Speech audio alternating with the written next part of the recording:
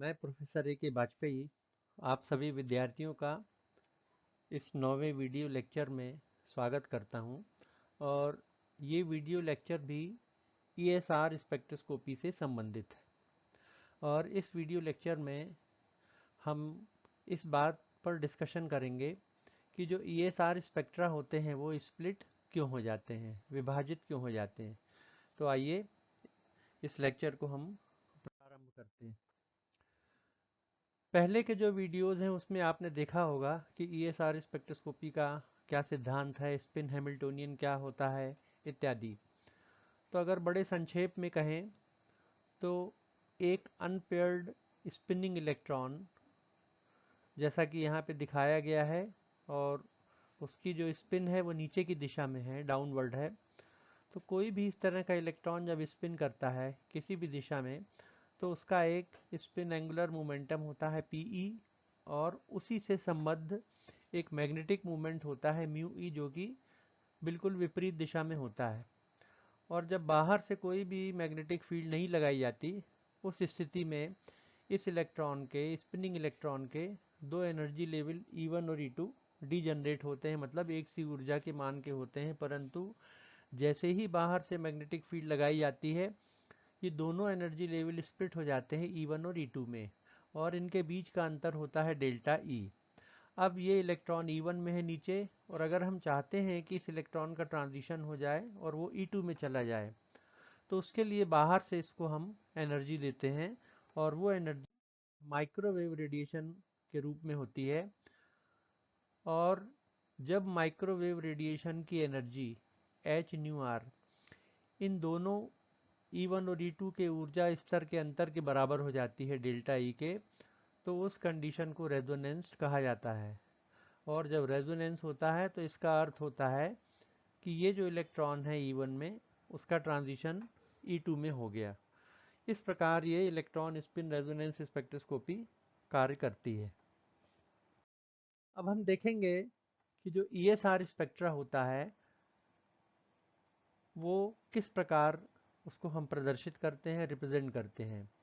तो चूंकि electron spin resonance spectroscopy भी एक एब्जॉर्प्शन स्पेक्ट्रोस्कोपी है, इसलिए उसका जो प्लॉट होता है, सिंपल एब्जॉर्प्शन प्लॉट, वो इस तरह का होता है जैसा कि कर्व ए में दिखाया गया है। एक्स एक्सिस में मैग्नेटिक फील्ड ली जाती है और वाई एक्सिस में इंटेंसिटी। अब यहाँ पे आप देखिए एब्जॉर्प्शन धीरे धीरे बढ़ता है और बाद में मैक्सिमम हो जाता है और फिर कम होने लगता है। तो मैक्सिमम एब्जॉर्प्शन जिस समय होता है वही रेजोनेंस कंडीशन होती है, और वो किस मैग्नेटिक फील्ड एच पे होता है इसका निर्धारण किया जाता है। अब दिक्कत इसमें क्या आती है कि जो ईएसआर स्पेक्ट्रा में जो पीक होती है वो शार्प नहीं होती, बल्कि वो बड़ी ब्रॉड होती है। अब ब्रॉड पीक होने के कारण क्या होगा, एग्जैक्टली सही मान एच का क्या है ये, इसका निर्धारण सही सही नहीं हो पाएगा। तो इसके लिए ईएसआर स्पेक्ट्रा में डेरिवेटिव प्लॉट खींचे जाते हैं। तो डेरिवेटिव प्लॉट में हम क्या करते हैं, जो एक्स एक्सिस है उसमें तो मैग्नेटिक फील्ड कैपिटल एच लेते हैं, परंतु वाई एक्सिस में इंटेंसिटी में मैग्नेटिक फील्ड के साथ परिवर्तन की दर, मतलब डेल्टा आई अपॉन डेल्टा एच, इसको वाई एक्सिस में लिया जाता है। अब ये कैसे निकालेंगे, तो ये जो स्लोप है सिंपल एब्जॉर्प्शन प्लॉट का, इसकी गणना करते हैं, इसको निकालते हैं हम। तो पहले स्लोप कम होता है, बाद में देखिए अब स्लोप बढ़ता जा रहा है, और पीक पोजीशन पे चूंकि ये फ्लैट है, ब्रॉड है, यहाँ पे स्लोप शून्य हो जाता है। इसके बाद जो स्लोप है वो धीरे धीरे कम होने लगता है। तो ये जो स्लोप है इसकी गणना कर ली जाती है, और इसको फिर हम प्लॉट करते हैं, वाई एक्सिस में लेते हैं, और जो मैग्नेटिक फील्ड है उसको एक्स एक्सिस में। तो देखिए इस तरह का ग्राफ आता है, स्लोप धीरे धीरे बढ़ता है और यहाँ मैक्सिमम हो जाता है। इसी तरह से यहाँ पे स्लोप धीरे धीरे कम होता है और ये मिनिमम हो जाता है। जब इन दो बिंदुओं को जोड़ा जाता है, एक्स्ट्रापोलेट किया जाता है, मिलाया जाता है, तो एक्स एक्सिस पे जो पॉइंट ऑफ इंटरसेक्शन प्राप्त होता है यहाँ पे स्लोप शून्य होता है। और स्लोप शून्य होने का मतलब होता है कि ये मैक्सिमम या पीक वैल्यू है मैग्नेटिक फील्ड की, जिस पर रेजोनेंस कंडीशन प्राप्त होती है। तो इस प्रकार H के मान का सही सही निर्धारण डेरिवेटिव प्लॉट से ही किया जाता है। इसलिए जितने भी ये ESR स्पेक्ट्रा होते हैं वो कैसे होते हैं, वो डेरिवेटिव प्लॉट के रूप में होते हैं। अब हम ये देखेंगे कि स्प्लिटिंग कैसे होती है। जैसे एक उदाहरण लेते हैं हाइड्रोजन एटम का। तो हाइड्रोजन एटम में क्या होता है, एक इलेक्ट्रॉन है अनपेयर्ड और एक न्यूक्लियस है, एक प्रोटॉन है। चूंकि एक इलेक्ट्रॉन है इसलिए ऐसा लगता है कि एक ही पीक प्राप्त होगी, ESR सिग्नल या पीक, आप सिग्नल भी बोल सकते हैं उसको। तो एक ही सिग्नल या एक ही पीक प्राप्त होगी, परंतु वास्तव में जो हाइड्रोजन एटम का ESR स्पेक्ट्रा होता है उसमें ये जो पीक होती है ये स्प्लिट हो जाती है, टूट जाती है, दो भागों में विभाजित हो जाती है। और अगर डेरिवेटिव प्लॉट देखें हम हाइड्रोजन एटम के ESR स्पेक्ट्रा का, तो इस तरह का वो डेरिवेटिव प्लॉट दिखाई देता है। और इसमें आप देखिए दो पीक हैं, एक लो फ्रिक्वेंसी वाली है और एक हाई फ्रिक्वेंसी वाली। तो इलेक्ट्रॉन एक ही रहता है पर पीक्स दो प्राप्त होती हैं। तो ये स्प्लिटिंग क्यों होती है, इसको अब हम आगे डिस्कस करेंगे। और इसके दो कारण होते हैं। पहला कारण है हाइपर फाइन इंटरेक्शन।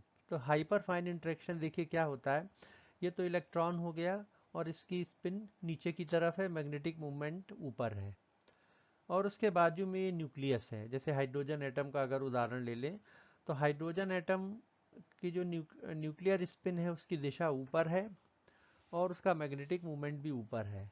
तो यहाँ एक बार आपको फिर से बता दूं कि इलेक्ट्रॉन के केस में मैग्नेटिक मूवमेंट म्यू ई और स्पिन की दिशा ये विपरीत होती है, परंतु न्यूक्लियस के केस में दोनों एक ही दिशाओं में एक ही डायरेक्शन में होते हैं।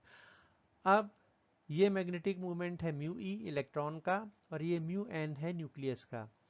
क्या होता है, इनके बीच में इंटरेक्शन हो जाता है और इंटरेक्शन के कारण जो पीक है वो स्प्लिट हो जाती है। दूसरा कारण होता है जिसको कहा जाता है फाइन स्ट्रक्चर। तो पहला हाइपर फाइन इंटरेक्शन कहलाता है और दूसरा कहलाता है फाइन स्ट्रक्चर इंटरेक्शन या फाइन स्ट्रक्चर। तो उसमें क्या होता है, अगर एक से ज़्यादा अनपेयर्ड इलेक्ट्रॉन है मान लीजिए किसी मॉलिक्यूल में या आयन में या रेडिकल में, तो क्या होगा, दोनों के अलग अलग मैग्नेटिक मूवमेंट होंगे। जैसे यहाँ म्यू ई है, यहाँ म्यू ई है। तो ये दोनों अनपेयर्ड इलेक्ट्रॉन यहाँ पे क्या करेंगे, इनके मैग्नेटिक मूवमेंट आपस में इंटरेक्ट करेंगे और इसलिए भी जो पीक होती है वो स्प्लिट हो जाती है।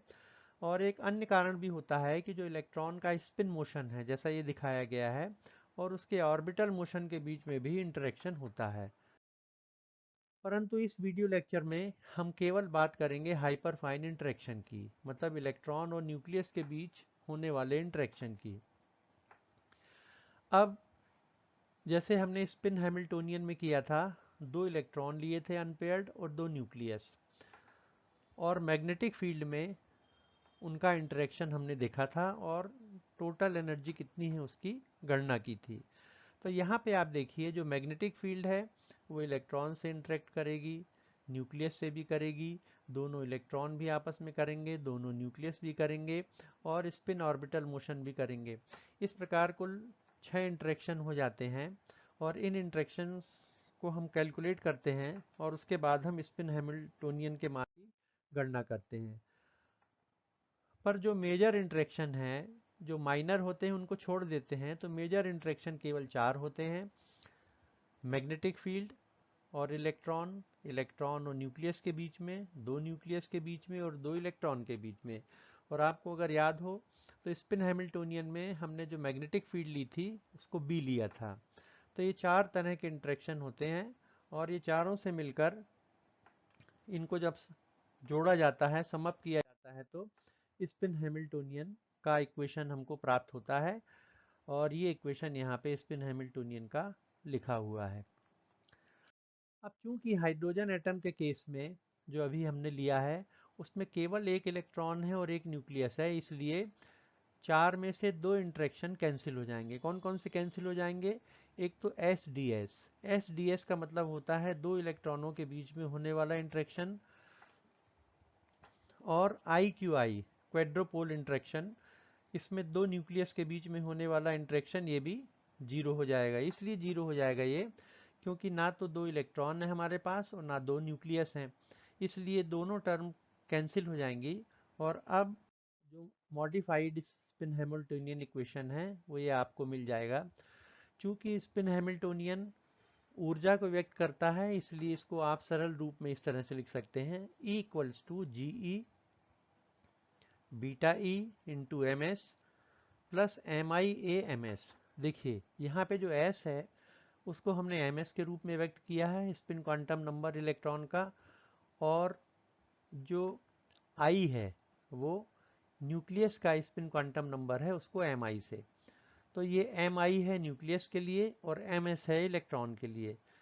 तो इस प्रकार इस इक्वेशन से अब हम क्या करेंगे, जो एनर्जी लेवल्स हैं उनके मान की गणना करेंगे। और यहाँ पर आपको मालूम है कि जो A होता है वो हाइपर फाइन इंटरेक्शन या कपलिंग कांस्टेंट कहलाता है।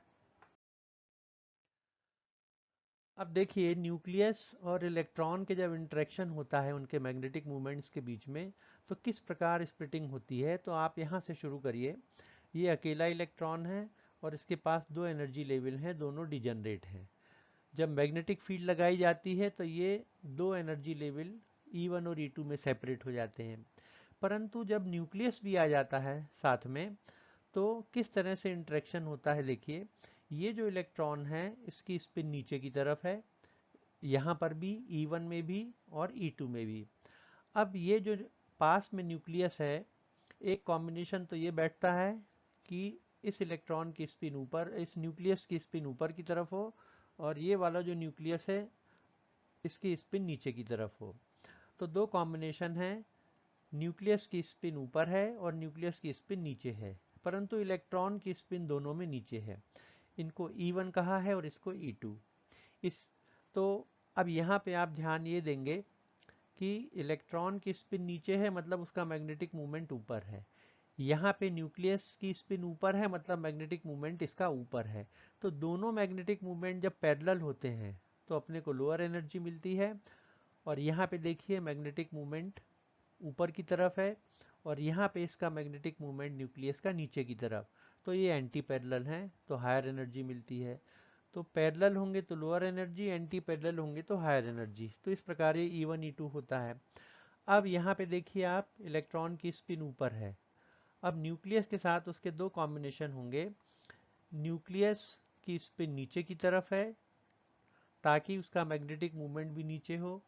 इलेक्ट्रॉन की स्पिन ऊपर की तरफ है ताकि उसका मैग्नेटिक मूवमेंट नीचे की तरफ हो। मतलब यहाँ पे दोनों मैग्नेटिक मूवमेंट उसके पैरेलल होंगे, इसलिए लोअर एनर्जी स्टेट होगी E3।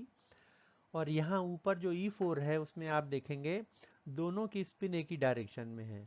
अब अगर न्यूक्लियस की स्पिन ऊपर है मतलब मैग्नेटिक मूवमेंट ऊपर है, इलेक्ट्रॉन की स्पिन ऊपर है मतलब मैग्नेटिक मूवमेंट नीचे है। तो यहाँ दोनों एंटी पैरेलल होंगे, हायर एनर्जी स्टेट होगी। इस प्रकार E1 E2 E3 E4 चार एनर्जी लेवल्स अपन को मिल जाते हैं। शुरू में डिजनरेट थे, मैग्नेटिक फील्ड लगाई तो दो में हो गए, और जब इलेक्ट्रॉन और न्यूक्लियस के बीच में कपलिंग या इंटरेक्शन हुआ तो ये दो एनर्जी लेवल चार में बढ़ जाते हैं, स्प्लिट हो जाते हैं, E1 E2 E3 E4। यहाँ जो mi है वो न्यूक्लियस का स्पिन क्वांटम नंबर है, यहाँ पे प्लस हाफ है, यहाँ माइनस हाफ, यहाँ माइनस हाफ, यहाँ प्लस हाफ, जिसको प्लस नहीं लिखा है साथ में, केवल हाफ लिखा है। और ये जो पीले रंग के हैं फिगर्स, ये 1/2 मतलब स्पिन किसकी, इलेक्ट्रॉन की। यहाँ भी 1/2 है क्योंकि ऊपर है, यहाँ -1/2 क्योंकि नीचे है, और यहाँ पे नीचे है तो -1/2। अब अपन क्या करेंगे, इक्वेशन में mi और ms के मान रखेंगे और E1 E2 E3 और E4 इनकी हम गणना करेंगे। तो हमारा मॉडिफाइड जो हैमिल्टोनियन इक्वेशन है वो ये है, E equals to g e beta e m s plus M I A M S.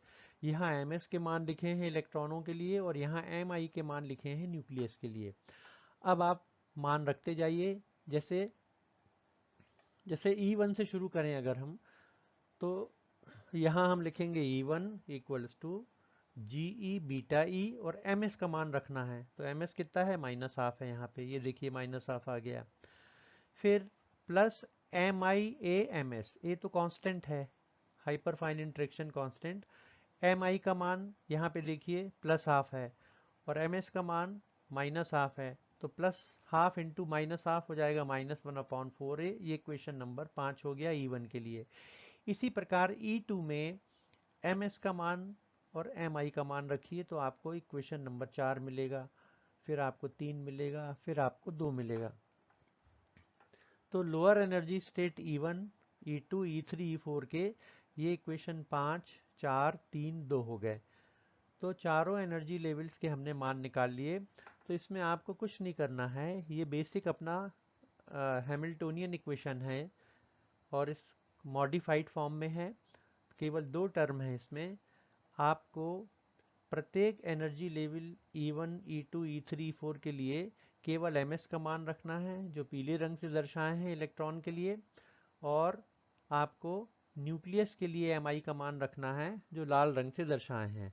तो चारों energy level E1, E2, E3, E4 आपको प्राप्त हो जाएंगे।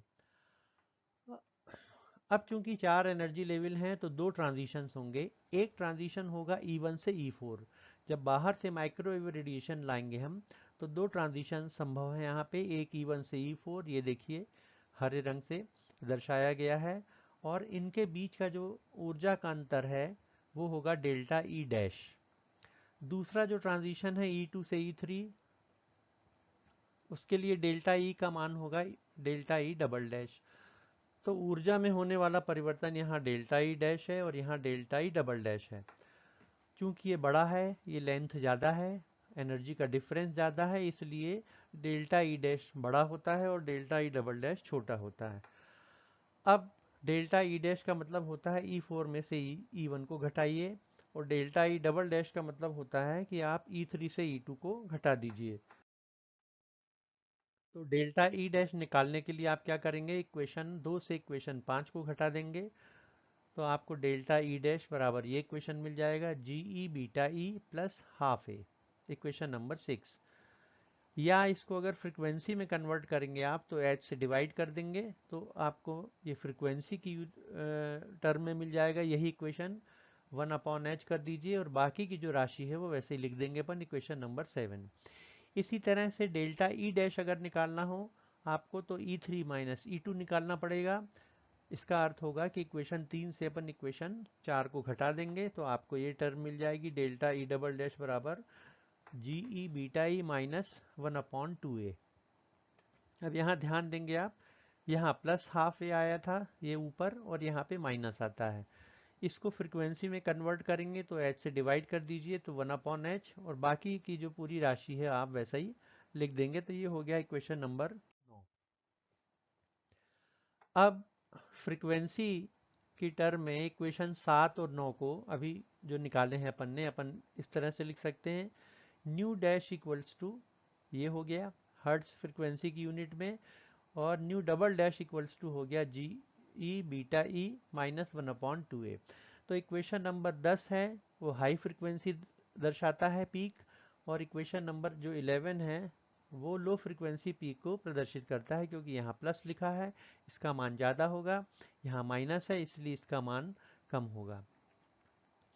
अब अगर इक्वेशन 10 में से इक्वेशन 11 घटा दें, मतलब दोनों फ्रीक्वेंसी के बीच का सेपरेशन देखें अपन स्पेक्ट्रम में प्राप्त होने वाली पीक्स के बीच का अंतर अगर देखें, तो न्यू डैश में से न्यू डबल डैश को आप घटा दीजिए, मतलब इस इक्वेशन से इस इक्वेशन को घटा देंगे आप तो क्या आ जाएगा, डेल्टा न्यू इक्वल्स टू ए।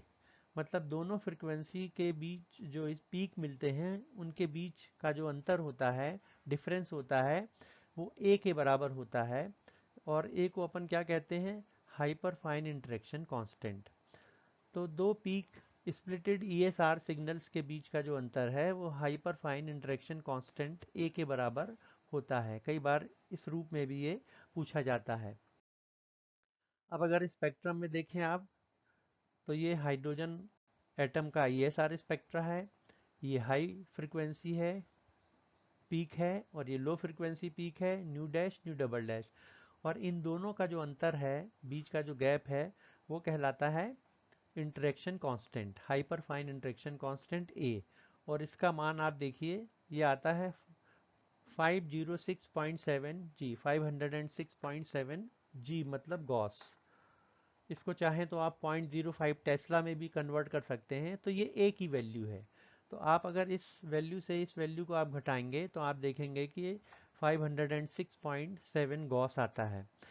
तो इस प्रकार से जो हाइपर फाइन इंटरेक्शन होता है वो ESR की जो सिग्नल्स हैं या स्पेक्ट्रम हैं या पीक्स हैं उनको वो स्प्लिट कर देता है, विभाजित कर देता है। अब हमारा जो नेक्स्ट वीडियो लेक्चर होगा उसमें हम इलेक्ट्रॉन और इलेक्ट्रॉन के बीच में होने वाले इंटरेक्शन की बात करेंगे, जिसको जीरो फील्ड स्प्लिटिंग और क्रैमर डीजनरेसी भी उसके अंतर्गत आता है। तो जीरो फील्ड स्प्लिटिंग और क्रैमर डीजनरेसी, क्रैमर्स थ्योरम भी है उसी से लगा हुआ।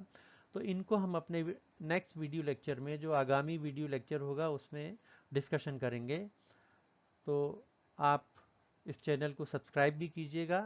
Thank you so much.